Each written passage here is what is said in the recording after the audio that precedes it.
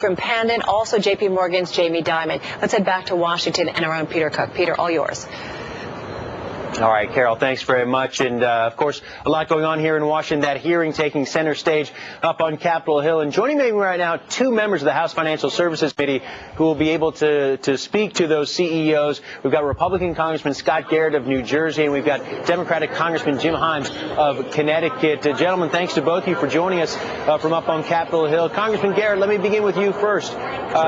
Give me your sense. What is it you hope to hear from these CEOs this morning?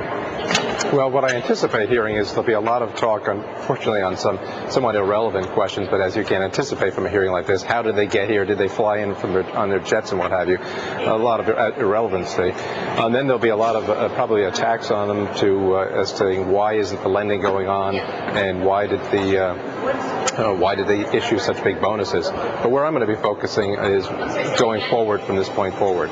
What can actually be done to help resolve the situation, to actually facilitate lightening up of the credit markets and lending to occur. Looking back is only half the question. And again, you think these questions about how they got here, some of those issues, that's a sidelight to you?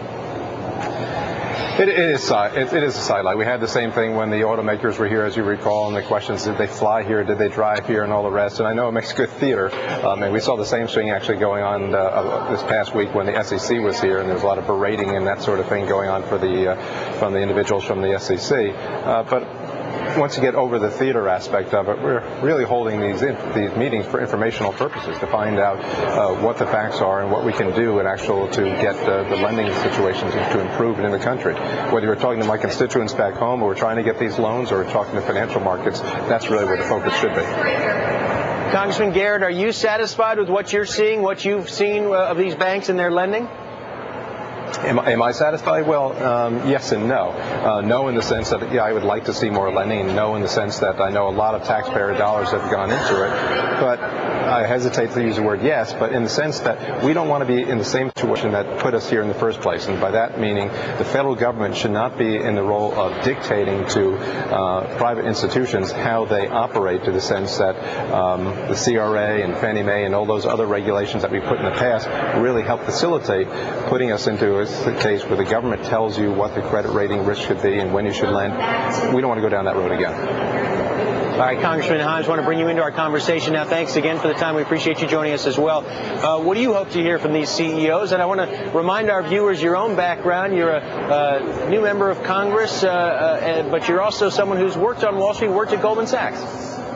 Yeah, and I generally agree with Scott. Look, we will be doing some important things in the coming months and years. We will be rethinking the regulatory structure by which the government oversees the banks. So I really hope we hear from the CEOs today on forward-looking issues. How can we make sure that they lend with stability in the future? How can we craft a regulatory structure that creates a vibrant industry, but which never, ever puts us in the position, again, of having to put hundreds of billions of dollars of taxpayer money on the table to rescue them? They also need to understand, I may differ with Scott slightly on the fact that they need to understand that there's not a family in this country that hasn't been called on voluntarily or involuntarily to sacrifice. And it's just unacceptable at that kind of time, when everybody is sacrificing, that the American people perceive the banks, who had a lot to do with getting us to this place, as not being on the team. And so, again, we don't need to dwell on this, but we need to make sure that these CEOs understand that they need to live, particularly now that we are major shareholders in their banks, they need to be paring down and living in a more Spartan fashion than they're used to doing it. Otherwise, the American people are not going to feel like they're on the team.